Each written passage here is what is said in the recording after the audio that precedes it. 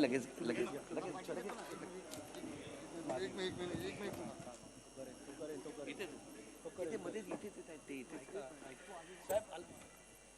राज साहेबांना विनंती आहे की त्यांनी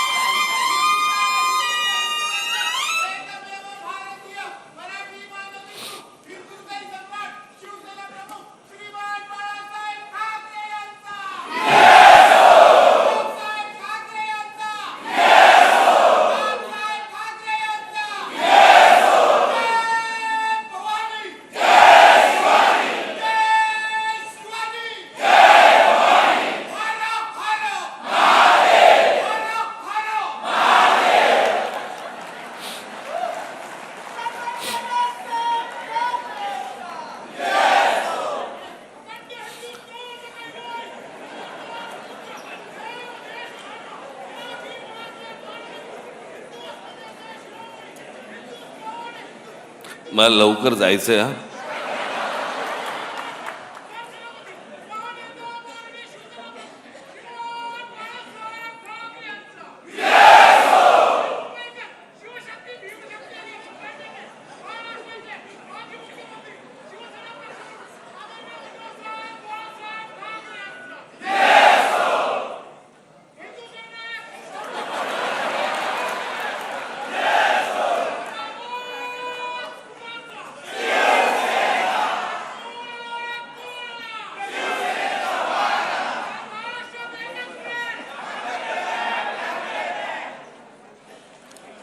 अजून बघ काय राहिलं असेल.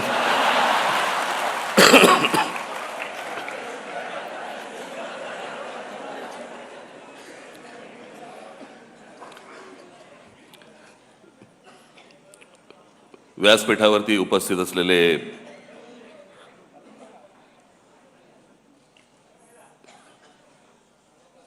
शिवसेनेचे पक्षप्रमुख उद्धव ठाकरे, माझे मित्र आणि शिवसेनेचे नेते खासदार संजय राऊत आणि माझ्या जमलेल्या सर्व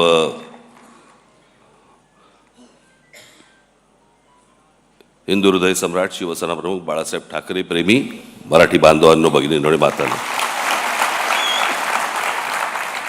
निवडणुकीच्या अगोदर उद्धव आजारी पडले होते, सर्दी खोकला वगैरे. त्याच्यानंतर मी ताणून धरलं होतं. मग मला सर्दी खोकला आणि ताप बीप सगळं सुरू झालं, अजून चालूच आहे ते.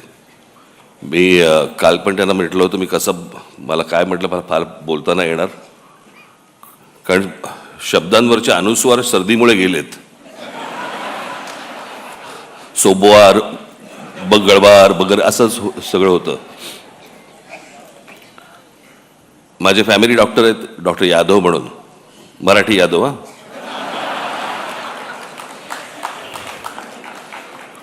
मग मी त्यांच्याकडनं औषधं घेतली आणि मी उद्धवना दिली. मी 2 दिवसात बरे झाले. मी औषध घेतोय त्यांच्याकडनं 6 दिवस झाले, अजून काही नाही. मी परवा दिवशी यांना फोन केला, म्हटलं माझ्या डॉक्टरने पक्ष बदलला की काय आईला.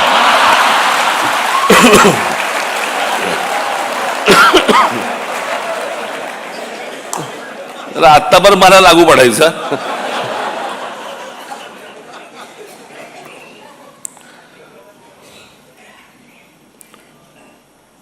आज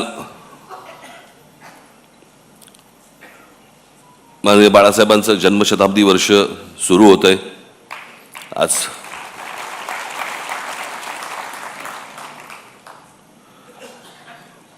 मी आज सामनामध्ये मी माझा एक लेख आलेला आहे, त्याच्यामध्ये मी अनेक गोष्टींचं त्याच्यामध्ये त्यांच्याविषयी मी अनेक काही आठवणी मी त्याच्यामध्ये लिहिलेल्या आहेत.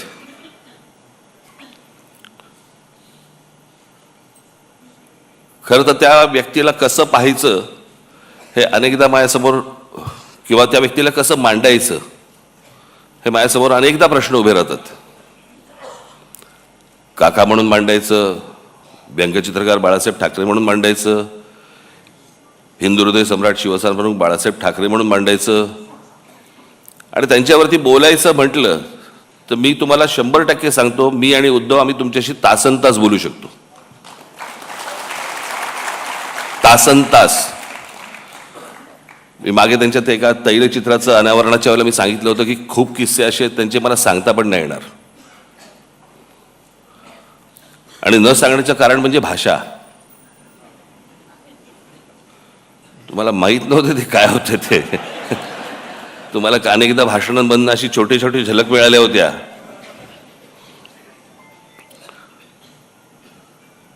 पण मी आजच ती गोष्ट माझ्या लेखामध्ये मी नमूद केलेली आहे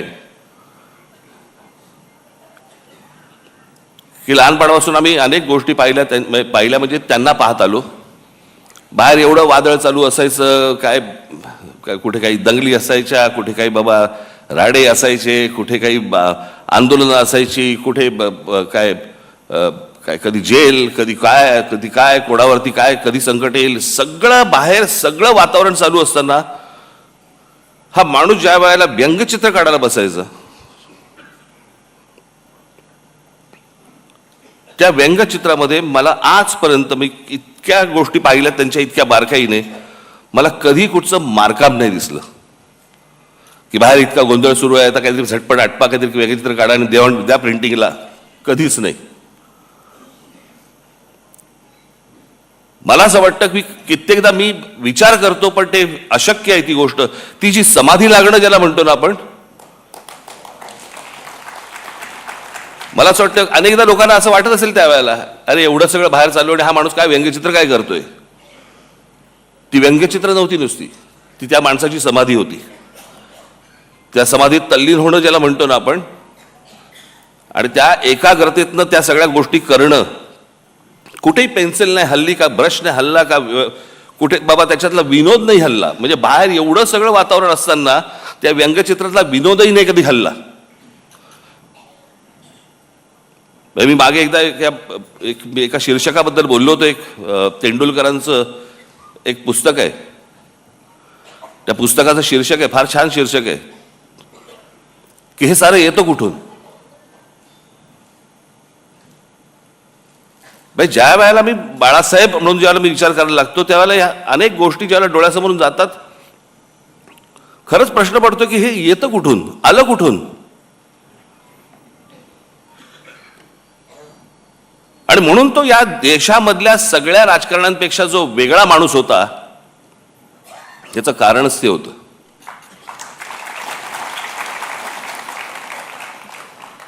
मी त्याच लेखात म्हटलं एवढं सगळं बाहेर वातावरण, सगळं राजकीय गोष्टी घडत असताना एक आर्टिस्ट, एक कलाकार त्याची कलाकृती सादर करतोय, कलाकृती काढतोय, त्याला एक आकार देतोय. जगात असा कोणताही चित्रकार, शिल्पकार, व्यंगचित्रकार असा कोणीही कलाकार झाला नाही की बाहेर स्वतःच्या बाबतीत अशा काहीतरी गोष्टी घडतायत आणि एक माणूस कला निर्माण करतोय. असा कोणताही आजपर्यंत आर्टिस्ट तयार झाला नाही, या जगात नसेल.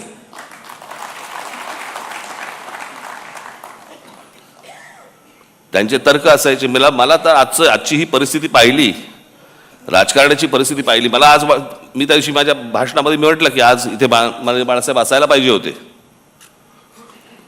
पण आज महाराष्ट्राची आणि देशाची जी राजकीय परिस्थिती निर्माण झालेली आहे, म्हणजे गुलामांचा बाजार, आणि हे सगळं महाराष्ट्रामधलं सगळं चित्र पाहिल्यानंतर कुठेही जा तुम्ही, हे सगळं चित्र पाहिल्यानंतर आज मला असं वाटतंय बाळासाहेब नाही येत ते बरं आहे.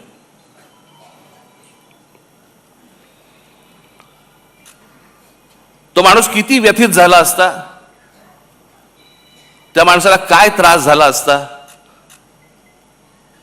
की हे सगळं चित्र आज जे महाराष्ट्रामध्ये उभं राहिलेलं दिसतंय समोर, की जसे ते पूर्वी 200-100 वर्षापूर्वी नाही का ते चावडीवरती उभे राहायचे आणि माणसांची लिलाव चालायचे, आज तसे महाराष्ट्रामध्ये लिलाव चालू आहेत.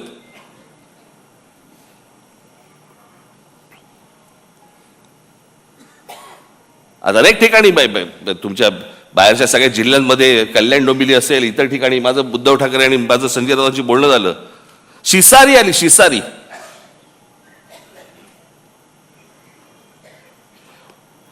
ज्याला व्यथित व्हायला म्हणतो ना आपण, की काय चालू आहे, कुठे नेतोय आपण. आणि आज ही परिस्थिती पाहायला माननीय बाळासाहेब नाईक ह्याच्यासारखी चांगली गोष्ट नाही, की तो माणूस आज हे सगळं बघायला नाहीये. तो पाहूच शकला नसता हे माणूस, की ज्या गोष्टी शून्यातनं उभ्या केल्या. आज तुम्ही बाहेरच्याही, तुम्ही बाकीच्या पक्षांमध्ये बघा, अनेक लोक तुम्हाला दिसतील की जे बाळासाहेबांनीच निर्माण केले होते.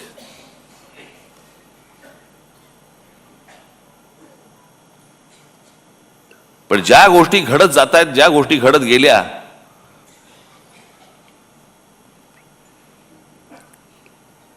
मी ज्यावेळेला बाहेर पडलो त्याच्या वेदना वेगळ्या होत्या. माझ्यासाठी पक्ष सोडणं नव्हतं, माझ्यासाठी घर सोडणं होतं.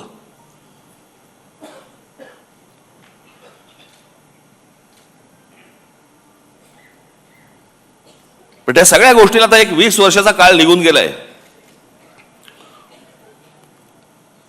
अनेक गोष्टी मलाही उमजल्या, अनेक गोष्टी मला सोडून उद्धवनंही उमजल्या असतील. द्या सोडून ते आता.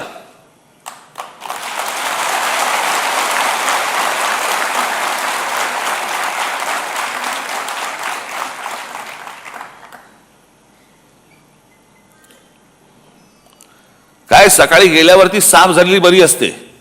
चला कुठे आयुष्यभर गुंतत बसायचं हो.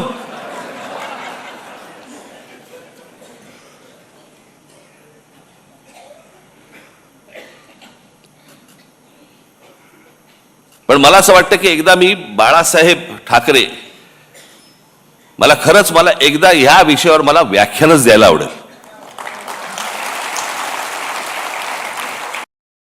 सगळे पैलू मला तुमच्या समोर एकदा मांडायचे. म्हणजे ती जी आपण हत्तीची गोष्ट बोलतो ना, कोणाला शेपूट अशी वाटते, कोणाला कान अशी वाटतात, कोणाला सोंड अशी वाटते.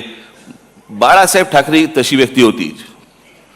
प्रत्येकाला वाटलं की हा माणूस असा आहे, प्रत्येकाला वाटलं हा असा आहे, असा आहे. तो माणूस कसा होता हे जगाला कळलंच नाही. आम्ही घरातले असून आम्हाला नाही कळलं, तुम्हाला कुठून कळणार.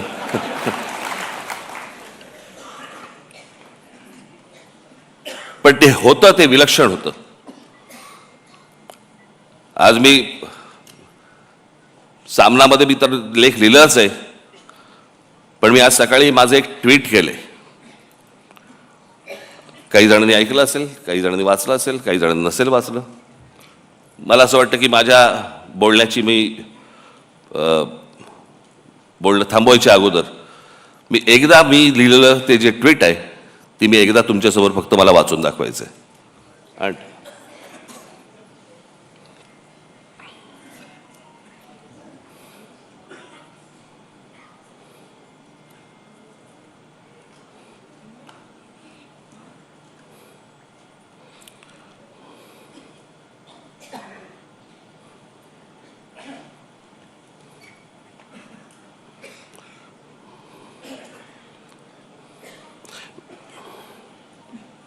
वेळेवर न सापडणं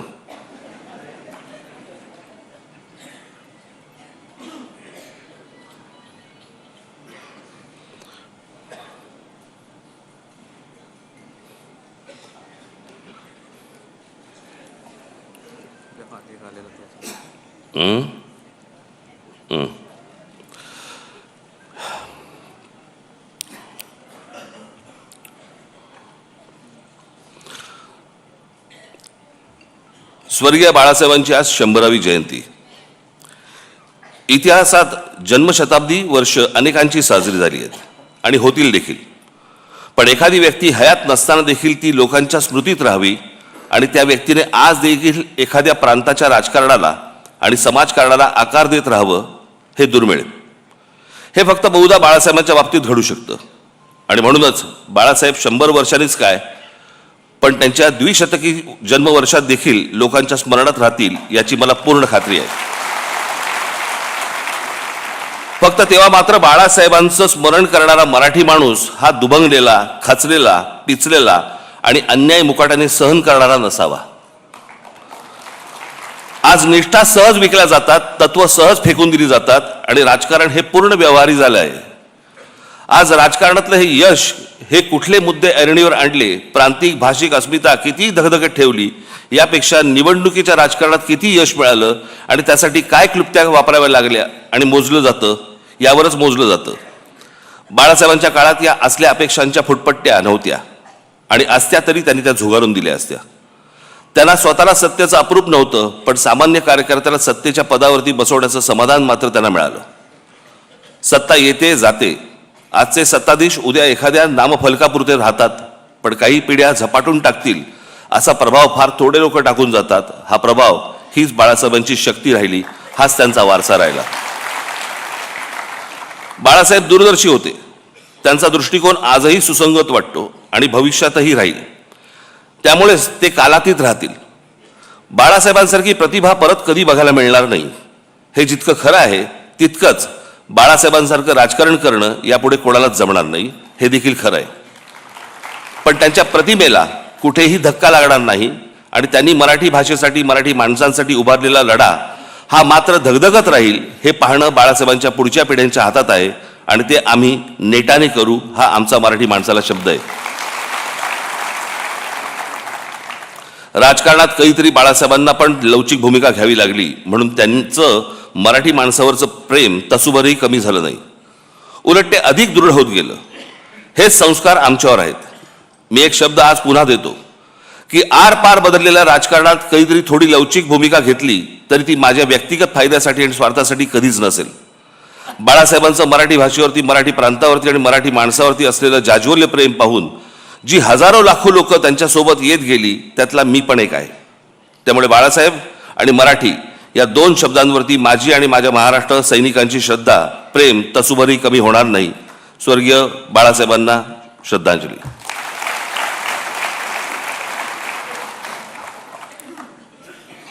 मला एकच छोटासा प्रसंग मला आठवतो, प्रमोद महाजनांनी सांगितलेला. मला असं वाटतं उद्धवना पण तो माहिती निश्चित असणारच. बाळासाहेब कलानगरमध्ये अशी फेऱ्या मारायचे आणि मला असं वाटतं ही गोष्ट असेल 86ची वगैरे, 86 नाही, 85 सालची गोष्ट असेल.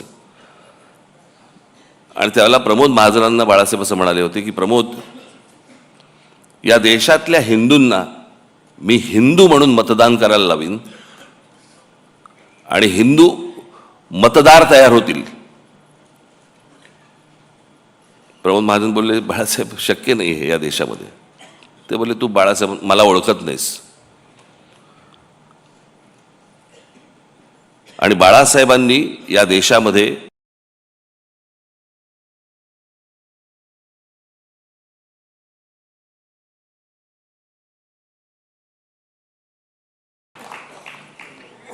कल्पना देखील नव्हती, भारतीय जनता पक्षाला देखील नाही.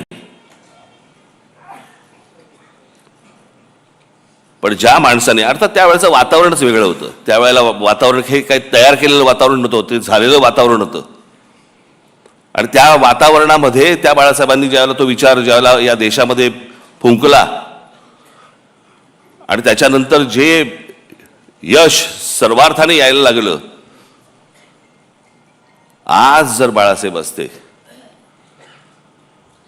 आणि तो जो हिंदुत्वाचा आज जो काही इतर सगळ्या ठिकाणी जो काही बाजार मांडून ठेवलेला आहे, तो पाहिला असता निश्चित व्यथित झाले असते की अरे मी काय बोलून गेलो, मी काय सांगत होतो, मी तुम्हाला काय म्हणत होतो आणि हे आता कुठच्या परिस्थितीमध्ये तुम्ही आणलत. एखादी गोष्ट, एखादा माणूस ज्यावेळेला ती घडवतो, ती घडवल्यानंतर त्याचं पुढे बाकीचे लोक काय करतात, हा एक देश, हे एक्झाम्पल आहे, त्याचं उदाहरण आहे त्याचं.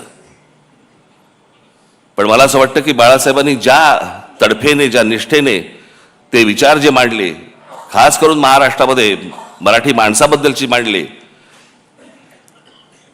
हिंदूंना त्यांनी हिंदू म्हणून जागृत केले, पण दुसऱ्यांचे वाभाडे काढण्यासाठी नव्हे, स्वतःच्या स्वाभिमानासाठी उभे केले. मला असं वाटतं की तो स्वाभिमान, ते प्रेम आपण सतत सगळेजण जागृत ठेवू, अशी एक मला आशा अपेक्षा आहे.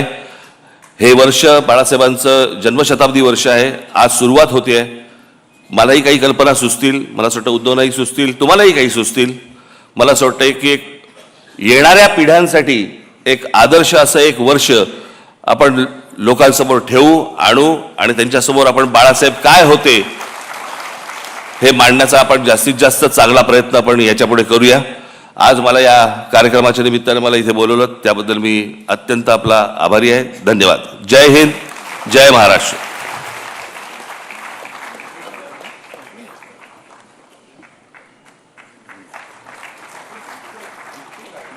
माझ्या मित्राच्या मुलीचा वाढदिवस आहे.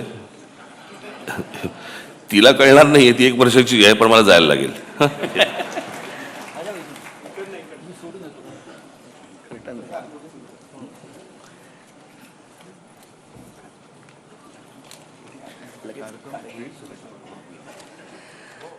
यानंतर लगेचच परेश दाभोळकर प्रस्तुत बाळासाहेब एक हिंदुत्वाचा झंझावात हा कार्यक्रम या ठिकाणी होणार आहे आणि त्यानंतर आपण उद्धवजींचे विचार.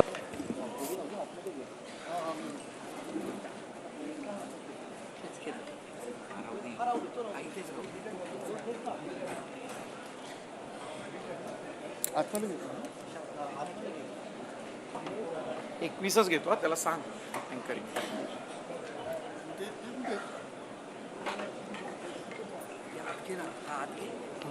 अमोल हॅलो लाईट ड्रॉप करायला सांग ना जरा लाईट ड्रॉप करायला सांग. विचार लाईट ड्रॉप कर. एक स्टँड येणार होता ना लाईट जरा हे कर ना. मित्रा, एक स्टँड येणार होता स्टँड सिंगिंगचा. ते इकडे येणार आहेत का त्या साईडला? हॅलो, आपण लगेचच कार्यक्रम सुरू करतोय. तांत्रिक पूर्तता 1-2 मिनिटात होईल. आपण सर्वांनी सहकार्य करावं.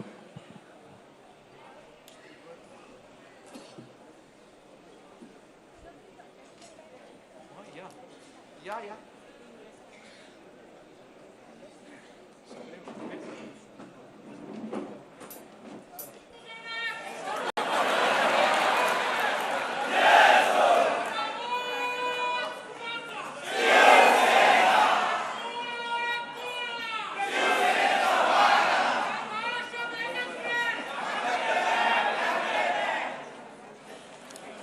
अजून बघ काय राहिलं असं.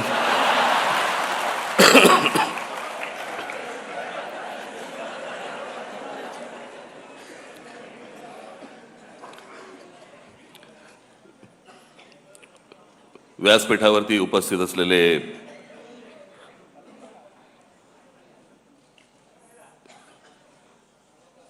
शिवसेनेचे पक्षप्रमुख उद्धव ठाकरे,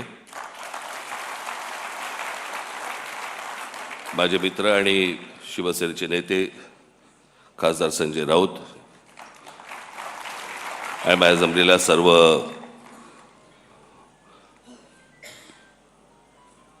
हिंदू हृदय सम्राट शिवसेना प्रमुख बाळासाहेब ठाकरे प्रेमी मराठी बांधवांनो, भगिनींनो आणि मातांनो, निवडणुकीच्या अगोदर उद्धव आजारी पडले होते.